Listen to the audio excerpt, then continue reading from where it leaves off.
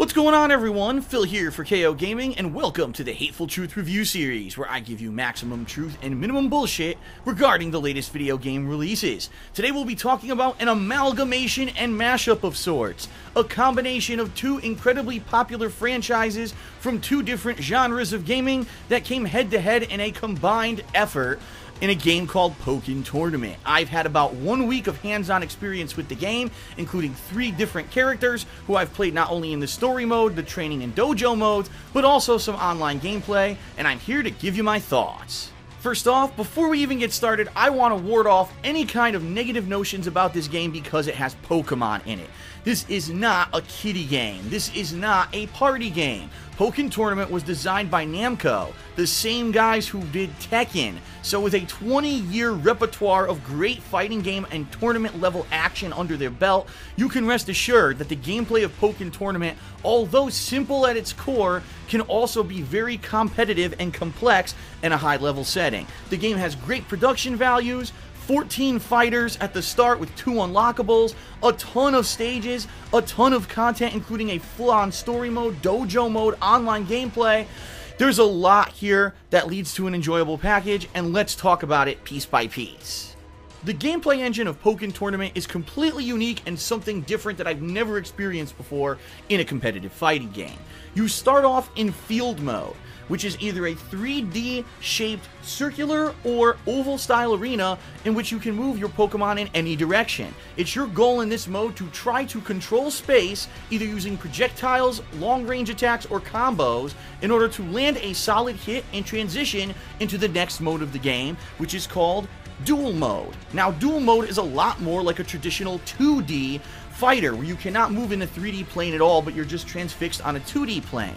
Here's your chance now to land big damage with combos, counter hits, throws, etc. And this is primarily the time when you're going to be doing most combat damage in the game. Once you land another solid hit or combo, you'll again transition back to the field mode, and that's how the game works. Back and forth, after every critical or solid hit, you'll transition between the 2 modes of combat. The fighting system of the game itself is kind of a rock, paper, scissors. Regular attacks or strikes will beat throw attempts. Throw attempts will beat counterattack attempts. Counterattack attempts are moves that absorb several hits of standard damage, but then strike through them with almost a super armor-like tactic leading to big combos, but they could easily be thrown through.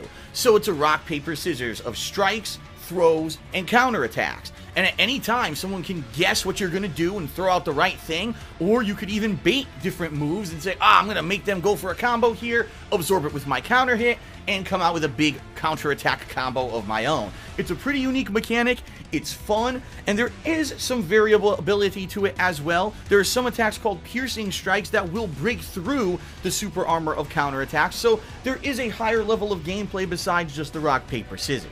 There are also support Pokemon that have an effect on a match, whether it's directly attacking the opponent, maybe creating a status effect, or buffing a stat of yours during a match. These support Pokemon are selected at the beginning of each round and can be changed between rounds. In addition, they are various different kinds of charge, meaning some of them you'll get almost right away during a match, and others take significantly longer to charge up. So if you're a character that focuses in on fast and furious combat, you probably don't want to select a support Pokemon that takes a super long time to charge, because chances are you're trying to finish the round quickly. The bottom line is these support Pokemon can make or break a match and actually hugely accentuate the strengths of a character. If you have a character who, when they're charged up with their super move, is very powerful, you're going to want a Pokemon support that can give you more super meter during the match. So there's a lot of strategy involved in support selection and execution. Speaking of super meter, in this game it's called Synergy Burst. During the round, as you land successful combos and also get hit by your opponent, you'll be building up a meter that eventually will max out. Once maxed out, you can activate what's called Burst Mode, which immediately gives you kind of a half a second of invulnerability and cancels out anything that your opponent is trying to do. In addition, when you're in Burst Mode, different things happen for different Pokemon. Some will get super duper armor, which makes it very hard to interrupt their attacks. Others actually completely transform into a different style character with super powered moves that have crazy amount of damage and range, while others just maybe get an additional attack or two, or maybe get a stat buffed like speed. So depending on what Pokemon you select, burst mode can be very different. In addition to that, you also get one chance to use a burst finisher. It's a move that you can use to land a huge super combo doing tons of damage to your opponent. These can either be used to just one-off hit your opponent, maybe as a counter hit while they're attacking for massive damage. Some of them are actually able to be comboed, which makes them a little bit better and a little bit more of a open usage rather than just only having one situation where they can be effective. So burst meter in this game is very, very important, and managing it properly can make or break a round. With certain characters like Gengar, who is much better when he has burst activated, it's going to be very important to have it at all times. Once you understand the system of Pokken Tournament, it's a lot of fun, and it's very unique compared to other fighters that I've played recently. They definitely tried to combine elements from different fighting styles and genres to make this a really unique feeling experience, and I very much enjoy this game for what it is, being that it is so unique and it tried to break the mold and do something different. In addition, I will say that Namco did a great job with the Pokemon in the game and giving them abilities that are kind of almost of their namesake. When you think Charizard, you think he'll be spitting flame, so of course he's got those kind of abilities. It's not like they didn't understand a certain character or anything like that, and I think that they actually did a great job in the initial character selection of 14 Pokemon of taking different ones from different series and different installments in the Pokemon genre and taking the fan favorites as well and putting out a great selection. Pokken Tournament has several game modes, so let's start off with League Mode, which is essentially the story of the game. You're a newbie Pokemon trainer, and you run into a girl named Nia who's going to serve as kind of your guide and tutor for the rest of the game.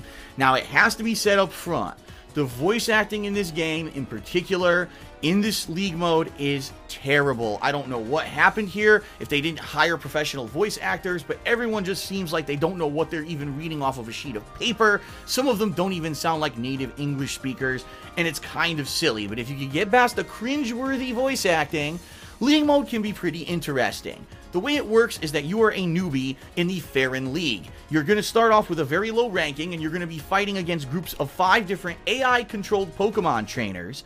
The goal here is to win as much as you can, so that at the end of the 5, you get promoted in your rankings, and after you fight several different sets of 5 AI-controlled trainers, you'll eventually reach the top 8 of your league. That allows you to qualify for the tournament, which is a single elimination 8 Pokemon trainer tournament. If you can survive that, then you'll move on to fight a boss fight against a trainer, which is a little bit of a harder fight. If you win that, now you're promoted to the next league. You get tons of unlockables, like new support Pokemon, customizable items for your avatar, in-game currency to unlock even more things, and so on and so forth. So that's the premise of the League Mode of the game.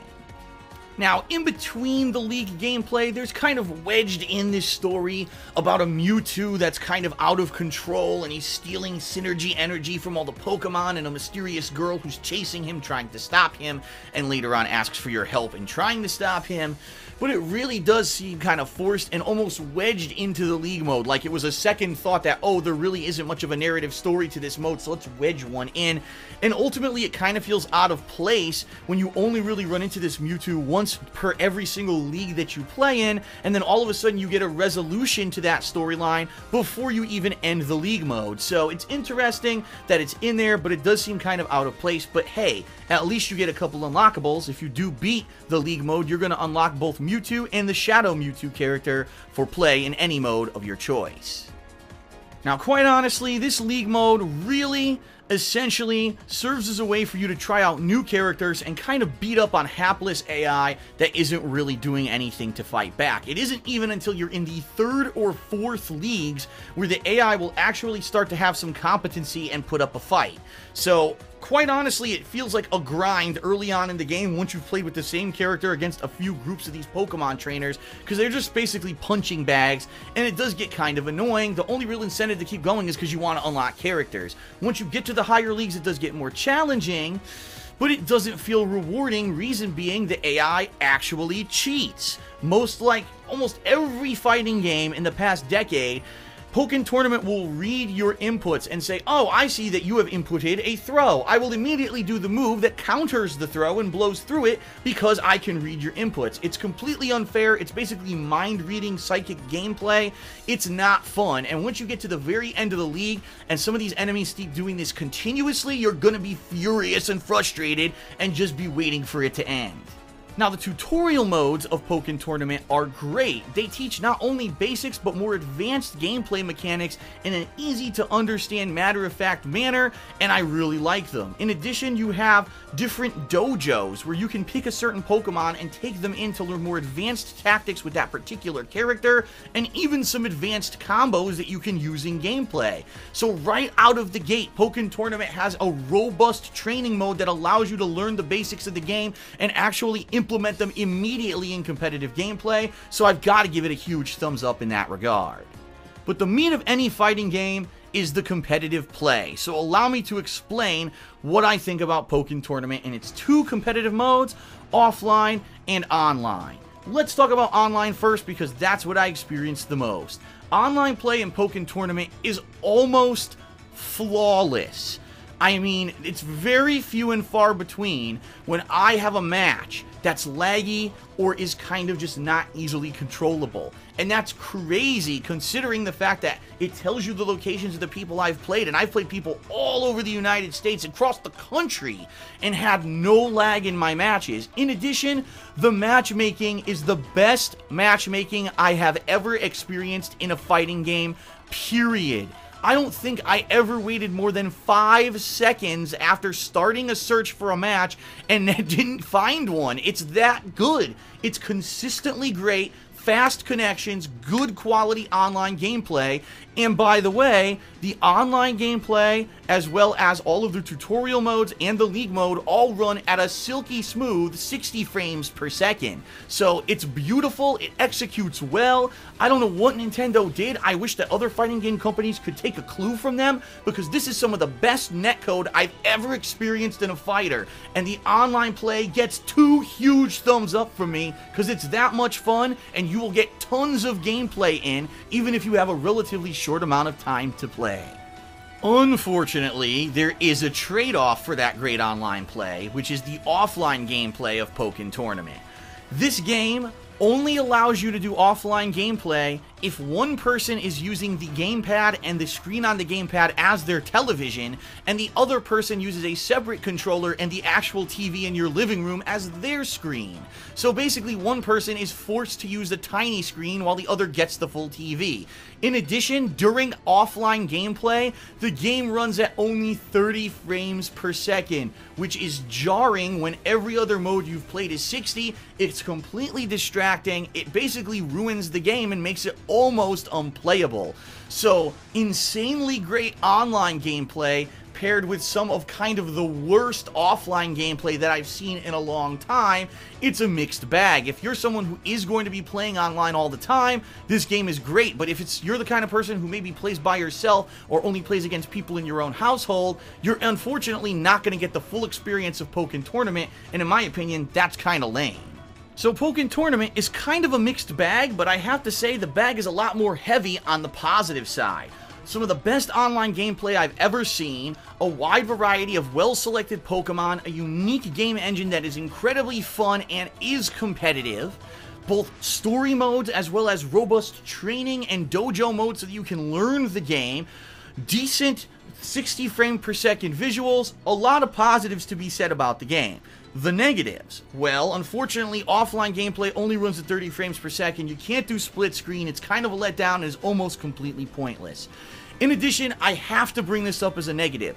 The graphics of the game are pixelated. If you take a look at any of these videos, you're gonna see they are not silky smooth 1080p graphics like you would expect from a current generation console. If you don't know, this game apparently runs at 720p but upscales for your television, so it's basically low resolution, and the reason is because, like I said, for offline gameplay you have to use the stupid Wii U controller as your screen, and 1080p visuals don't work on there. So they purposely downgraded the graphics of the game to work with the functionality and the limitations of the Wii U.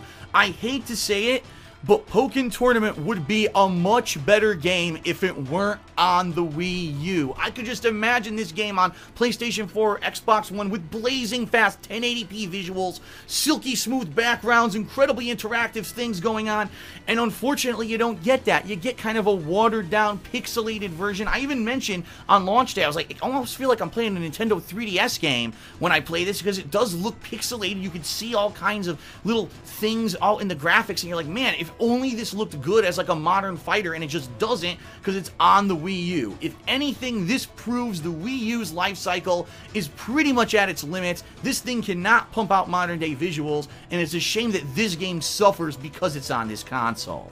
In summary, Pokken Tournament is a unique fighting game experience that's great not only for the casual but also the competitive level player. It's got some shortcomings, but it surprised me, and whether you're a fan of the Pokemon franchise or you're a fighting game aficionado, you're gonna get bang for your buck when you buy this game. Unlike some other franchises who recently have released full-priced games with very bare-bones features, Street Fighter V, I'm looking at you, and I hate to make this comparison as a lifetime fan of Street Fighter, but guess what? In 1 week's time in Japan, Pokken Tournament outsold the entire month's worth of sales that Street Fighter V had. That is incredible, especially when Street Fighter has been the industry leader in fighting games for over 20 years. They are losing their market share because of the snafu that they did with the launch of Street Fighter V. Pokken Tournament, right now, in my opinion, is the go-to fighting game for those who want a complete gaming experience, insanely great online play, decent offline play when it comes to the league mode. Unfortunately, the in-person offline is kind of crappy. And so, now that I'm thinking about my overall review score, I have to weigh and balance all of these factors, and I'm going to give Pokken Tournament an 8.25 out of 10. I think that it's a great game, it's a fun game, it is groundbreaking and different. However, because of the graphical shortcomings and because the offline mode is absolutely terrible, I have to dock this game some points. I mean, if this was on another console, it might have been a 10 out of freaking 10 for me, but the fact that it's on the Wii U holds the game back massively. It's still a must-buy in my opinion, but I really would have loved to see this game on another console to get its full shine on in 1080p, and unfortunately, we're never going to get to see it, and that's a shame. Shame on you, Nintendo, for having such an underpowered console in this modern generation. That's it for my review of Pokken Tournament. I sure hope that you enjoyed it, and if you did, please check the description of this video for a link over to DSP Gaming where you can check out all of the raw gameplay of Pokken Tournament that I've released over the past week. In addition, please check out the Amazon Associate link, as well as my Patreon at patreon.com/DarksidePhil, where your support allows me to continue to do this as my job. Thanks a lot everyone for watching, and I'll see you next time on the Hateful Truth Game Review Series.